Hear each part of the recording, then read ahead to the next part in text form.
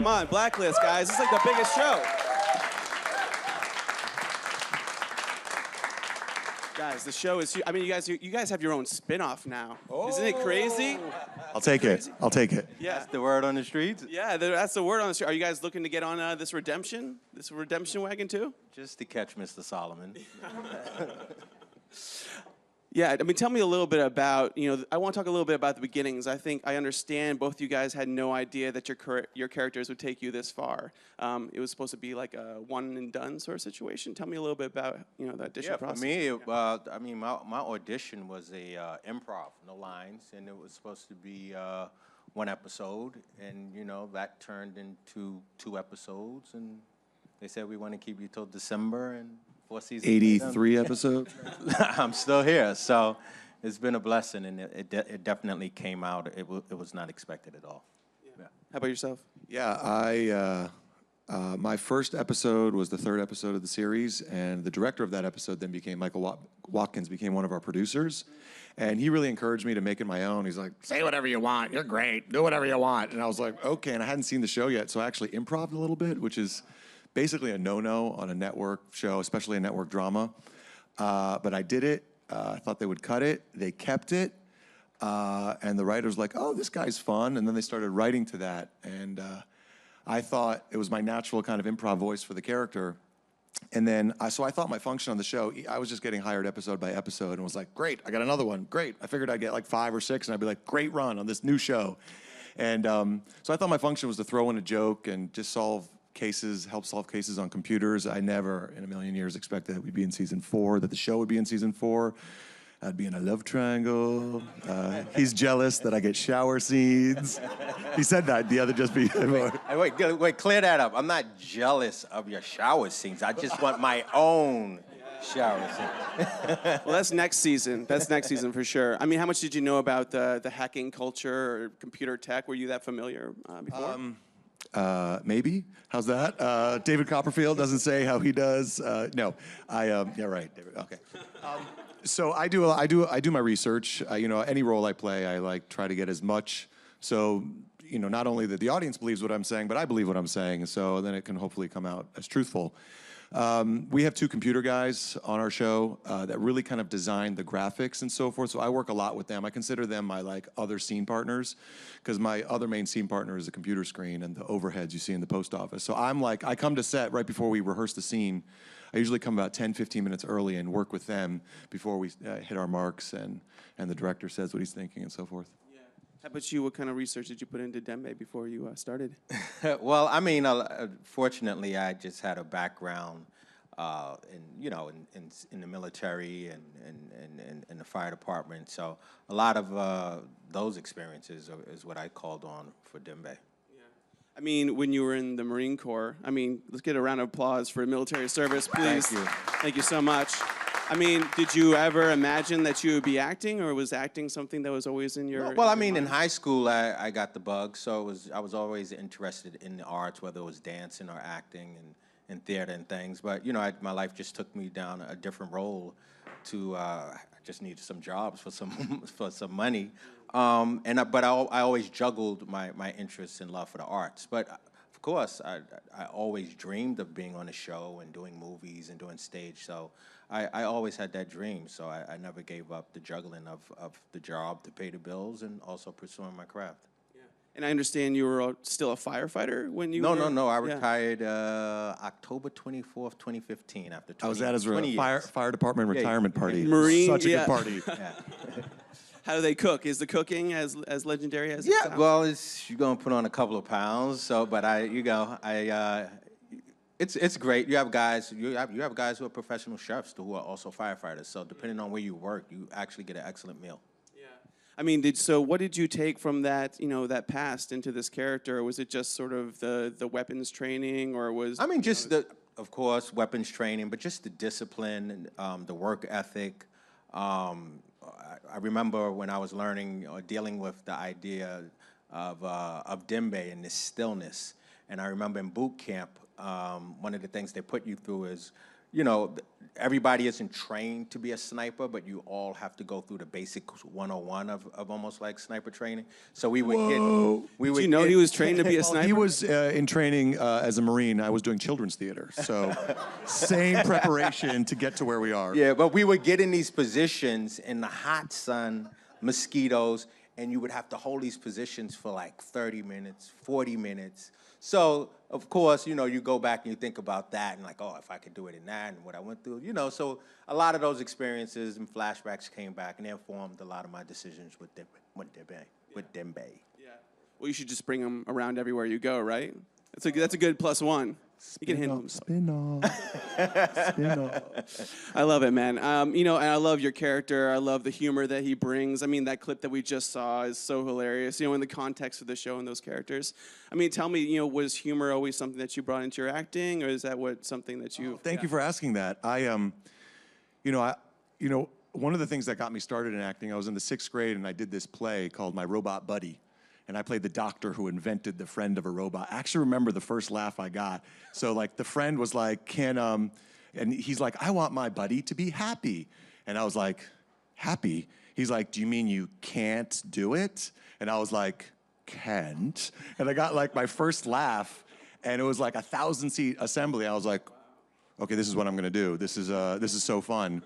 And so I always sort of, you know, in high school I did it, and then in college I really started how to really started learning the craft. But I always kind of find, you know, I don't care what the theme or the tone of a project is, you know, laughter to me is connected to humanity and release. I mean, there could be tragedy going on, and there was room. I mean, there's that scene in Steel Magnolias where she's like, I think Sally Field is like bawling. She's like, I just want to hit something. And Olympia Dukakis pushes Shirley MacLaine. She goes, here, hit her.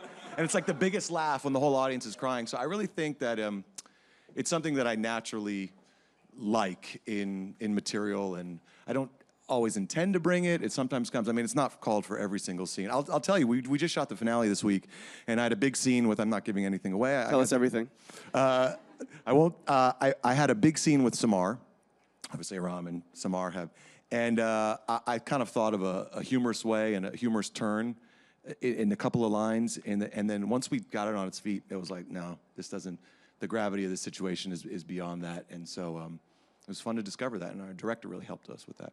Yeah, I mean, tell me a little bit about, you know, coming to a character, not knowing how far he's going to go, and then seeing his backstory develop as your show goes on. Can you start with that? Well, yeah, that was very interesting for me, especially doing the audition and not having lines. And I remember they just said, oh, you play an ex-freedom fighter from South Sudan, and we just want to interview you. So I remember sitting down in my house. I was like, okay, I got to make up this story about this guy. So I actually pulled a lot of stuff from my life. And then I actually used a Arabic prayer in my audition, which ended up being used in the Ansel Garrett Part 1. Ansel Garrett with just like Red and I outside the box. So it was just really trippy knowing that I did this work. I created this character, you know, introduced Arabic and all of this stuff, and then it slowly started to unfold as Dembe went from first season to second season to third. So, and then, you know, I used my son in my backstory when they interviewed me, and then I got a daughter on the show. So it was very interesting just watching that unfold. So I'm gonna keep adding some more stuff and see what happens. Yeah. I mean, where'd the accent, how'd you build that? You know, was that something that was there? Well, the interesting thing is growing up, you know, I was raised Muslim, and having a Muslim name, and then with, you know, my features, a lot of people always thought that I was from Ghana or someplace from Africa. And unfortunately, I got teased a lot. You know, people would run up to you, oh, you look, so I would turn it around and talk back to them with the accent. And then after a while, I just kept doing it. And then all my auditions were African cab driver, African this, African that. And I slowly just Arabic taxi driver, Pakistani taxi Exactly. driver, Iranian taxi driver. You guys You gotta commiserate pay quite a dues bit. before you can get on the blacklist. So it just went from a negative to a positive, and you know, it's actually now one of the compliments, like when I run into someone who is from, you know, Ghana or Ethiopia or West Africa, and they say, hey man, I thought you were, you know, that accent is like very humbling for me. Do you have a favorite sentence to say? Can you give us a little bit of it, or is that putting you on the spot? I don't even have sentences. Sorry, sir. We just heard in the clip. That's good. How about yourself? Yeah, bringing your past and learning the backstory as the show went on. Yeah, that's right. It's really interesting when you do a TV series. I mean, this is the first time I've been on anything that's run this long. So I feel like as an actor, it's really important to really have something, built in your mind and built in however you build a character, even if it doesn't go that way, even if the writers take another way, because it's still, it shows in the work that you have a specific reason for what you're doing. I mean, I imagined, my mom, or certainly when I had to give the deposition, I described all of Aram's terrible ex-girlfriends. April Rodahorst has a secret porn addiction, and Sheila Hernandez was secretly married. I didn't think of that before when I was building Aram. So that's interesting that you have to kind of navigate and go with the flow when the writers kind of take you a certain direction. So there's sort of like a very specific thing that I like to build, but then, keep it flexible. Just like when you prepare a scene, the scene might be staged and the other actor might be doing something totally different than you imagine. Then you're like, well, if I know the truth this way, the truth can also appear this way. I hope I'm not getting esoteric. Everybody works differently, but that's kind of, it's kind of how I think about most roles. Yeah, no, that's fantastic. And tell me a little bit about the dialogue between you and the creator. As far as I hear, there's a situation with a pet that changed. Yeah, so I mean, I hear things. No, this is news for me. I didn't hear about this. All right, so I'm allowed to give this away. It's not a big spoiler. In the finale, little Aram spoiler, you find that Aram has a pet. And it's not his old college pet, Dash the rabbit, which is, I learned, you find out that he has a cat. It's like a one-line throwaway thing. And I emailed the creator. I was like, I'm not sure that Aram would have a cat. You saw him so clearly. I had a whole list of reasons. One of the main reasons is because we've been in Aram's apartment a lot, and we would have seen a cat, and I feel like Aram would tend to a cat and pick him up and feed him, and he would have talked about it. So I was like, there's that, and also I'm personally allergic to cats. So if we ever have a scene with a cat in the future, I can't. Why are we? And so I was like, I won't be able to shoot with a cat, and Aram would love his pet, and he was like, great. He's like, what do you think it should be? I was like, I think Aram has a pet turtle.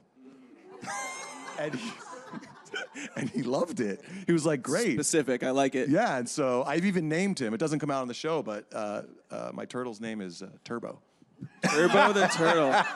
I love that exclusive right there. AOL, Turtle the Turbo. There Mythology. We go. Who is Liz's dad and what's Aram's turtle's name? And I spilled my water. There we go. Yeah, exactly. It's all good. It's all good. This is improv right now. This is Aram. Tell me a little bit about, were there any dialogues like that that you brought to the character? I mean, family is... Like, the weird thing for me is, like, the first season, or maybe two, I didn't even have many conversations. Well, halfway through the first season, I did have one. Well, it wasn't even really with the creators. I just told them about the prayer, and there wasn't a conversation. It just came back and was like, cool, we like it, do it. But it wasn't until, I think, halfway through season 2 that I finally even got on the phone with the, Johns and spoke to them about Dembe and their thoughts and my thoughts and things like that. And it wasn't really an in-depth conversation because Dembe was like this on-the-fly kind of character. He originally wasn't written in the script. We were just kind of flying by the seat of our pants just to see what could happen. So I didn't have many conversations like that, but I'm looking forward to having. I love that in the Mombasa cartel. I don't know if it was season 2 or 3 when you saw how Red rescued Dembe when he was a little boy, and that little boy who played Little Dembe when he was seeing his parents. Yeah, no, I think that's a great. I mean, that's what I was talking about. Seeing the backstory for the first time in these scripts has got to be really interesting for you as an actor. Yeah, like I said, the crazy thing was, like I said, I had created all of those stories. Like, I vividly remember my audition, and I had the casting directors were acting like they were like FBI agents or something. So I'm sitting down across from them, and they're like, "Who is your father? Who is your mother? Where did you grow up?" And I'm like, "Oh, they're this, they're that, they died, and what village?" And so all of these, I'm making notes. All of these notes, things, sounds like. maybe, but this was with the casting director though, so the producer wasn't even in the room. So it was very kind of crazy that to see a script come out and it's like, oh wow, So it was just, it was crazy. It fits. And tell me a little bit about working with a legend like James Spader. I mean, being an upcoming actor as yourselves. What that's like. The funny thing is, No, I'll tell you exactly what it was. So I was watching the Dembe, the Dembe Zuma episode. You just saw and the clip. there's a moment where he says, Mr. Captain. There are 3 people in my life. No. When you have the computer on and you're saying, who is what's Mr. Catherine Nemec? Yes, he said, who is Catherine Nemec? Oh, this is bad. This looks bad. This is a reading. Exactly. So I look at it, and the director was like, oh, I want you to have more like you see a ghost. I was like, okay, and I did it. So when I was watching the episode, I'm looking at it, I'm like, as actors, we always critique. I'm like, I don't look like I see a ghost. So then I watch James do almost the same exact scene when he hears when he sees Catherine Nemec. I told him, and then he hung up on me. And I saw his reaction, and I saw how he did it. And what he did is he mumbled like. Say that again. Yeah, he said, whatever the line was, he said before he said it, and I was like, I'm stealing that. So I say, that to say, like, working with him, like, I just study the man. It's like being in class. I watch him. I watch every episode just to see him, see his body language, how he turns a line, how he flips it, how he does it, and it's just amazing to watch. And I take all of those nuggets and put them in my pocket. I had an acting teacher who once said, if you see something in college, she said, if you see something you like, steal it, and if you see something you don't like, know that you've done it. That's why you recognize it. So, all art, I'm going to get esoteric again, all art is built on the art that comes before us. So all knowledge is built on the knowledge that comes. So the craft of acting has been built on what our predecessors do. I mean, people study Pacino and De Niro, and they studied Marlon Brando, and it goes back and forth. So right now we get to study James because we work so in proximity with him. So Yeah. I think an acting book called Stealing from Spader would do really well. If you guys want to publish Zuma that, and Mojtabai. Mojtabai. Yeah, exactly.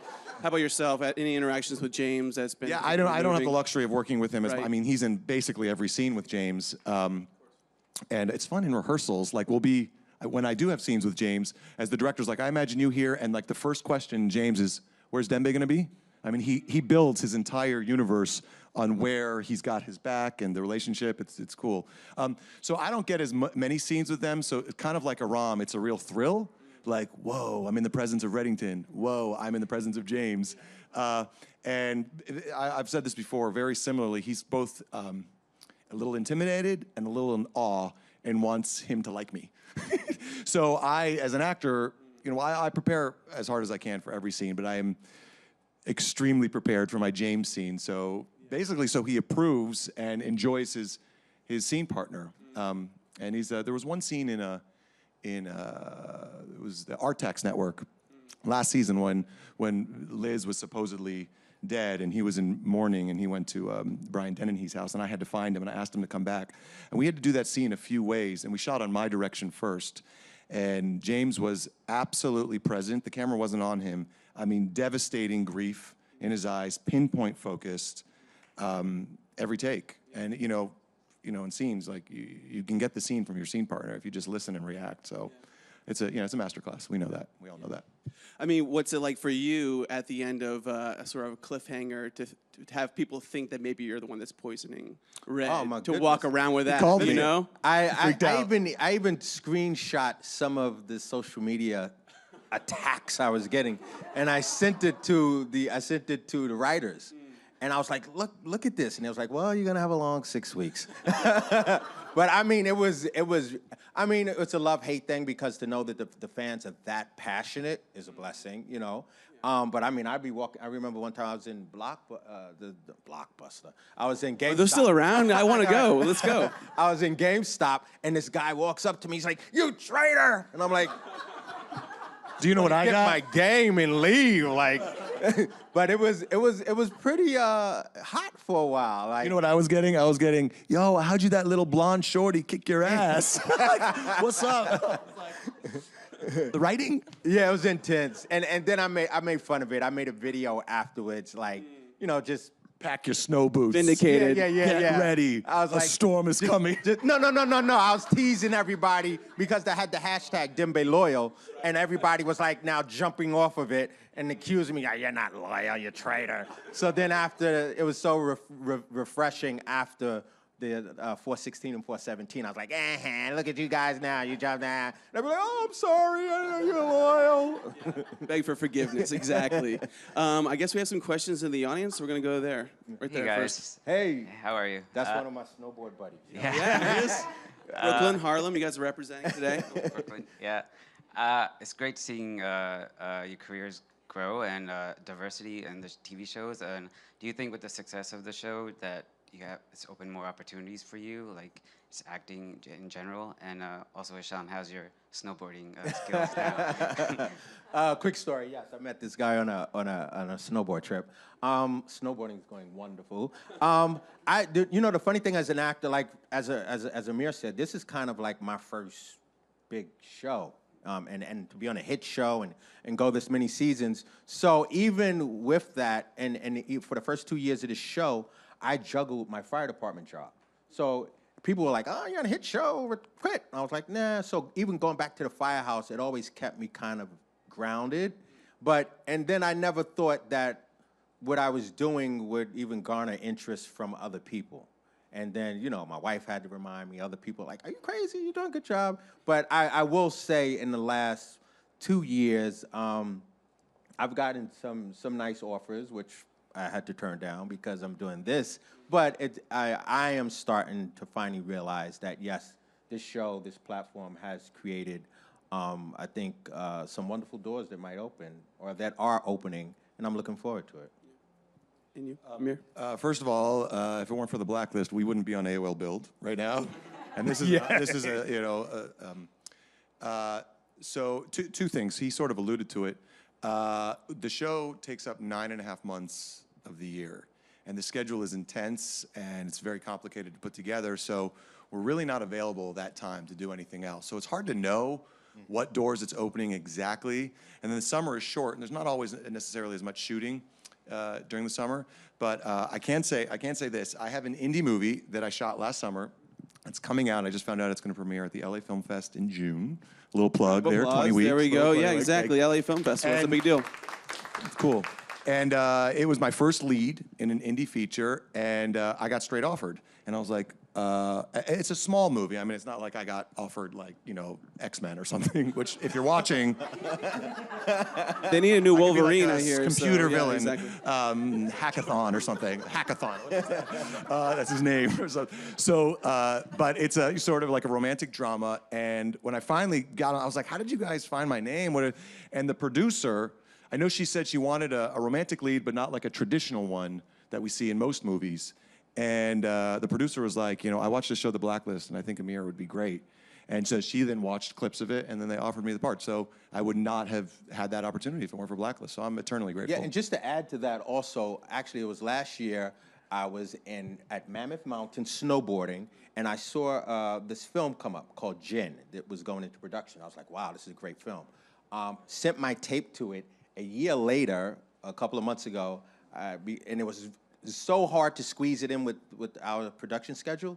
I jumped on a red-eye Friday night after shooting, got to LA Saturday, shot all day Saturday, all day Sunday, jumped on a red-eye Sunday night, came back and shot Blacklist Monday, and it worked out. But it's a huge film, a small film, but I'm extremely proud of it. Did you ask me? You're like, should I tell the producers I'm getting on a plane? Like in like 24 hours, I was like, don't do it. Don't tell him. Just go. Sorry. Ghosted. He made it. Yeah, it worked out. It's great. Next question. Hey guys. So this is actually one of the shows I love to binge watch. So I'm curious, what kind of shows do you binge watch? Everything. I watch Walking Dead, Bosch, Greenleaf, Queen Sugar. He doesn't have to sit there memorizing lines, so he's just like, I binge watch everything. Everything. And I love just studying other people's work, too. So that's part of the reason why I do it. I keep having like a list that grows of shows I'm going to watch like over the summer, and I just keep not getting to them. But I also watch Walking Dead. I'm sort of obsessed with the new show Westworld on HBO. I'm trying to catch up on Insecure and Atlanta now. I watch Girls. So I just watched that. And I really like a lot of the cable shows, and I try to catch Grey's Anatomy sometimes. I got a friend on there, and there's so much TV now, and there's so much on the web, on Hulu, on Amazon. The content, we're in a golden age of television, an opportunity really for actors. So I have a list. I could go on and on, but right now all I can think of is Westworld and Walking Dead. Some good ones. Good ones. There's one last question right there. Hey guys, what's going on? Hey, what's Thanks up, for man? being here. So right now you're doing your thing on TV. Have you thought about stage work? I'm actually in rehearsals for a production of Hamlet downtown. My friend Arison is playing Hamlet and asked me to do it with him. It's hard. It's hard. I come from stage. I came from theater. I've been working more in television the last few years. But I was sort of an off-Broadway actor in New York for a long time before I went to LA and then came back for Blacklist. But right now I'm in rehearsals for Hamlet. It's in the Round, a black box, 99-seat theater, and it's kicking my ass, to be quite honest. It's hard. It's hard, and my part is so different than Aram, which is exciting to kind of feel that again, but I'm like, shake off Aram, Laertes, I mean, I started off actually doing theater. So theater is where my heart and my love is. I actually auditioned for a play, didn't get it, but yeah, I would love to do some theater. It's very time consuming, so it has to be like fit right into. I got to give a shout out to Hisham. I did a play between season 1 and season 2 and kind of swore that I wouldn't do one on the hiatus because it's so tiring. I did a play called Muscles in Our Toes, and Megan came and Hisham came to support, which was awesome. Yeah, absolutely. It's a good crew. Well, can't wait for those shows, and can't wait for more of the Blacklist. Guys, check it out on NBC. Thanks so much for being here, guys. Appreciate it. Thank you. Thank you, thank you, thank you, thank you.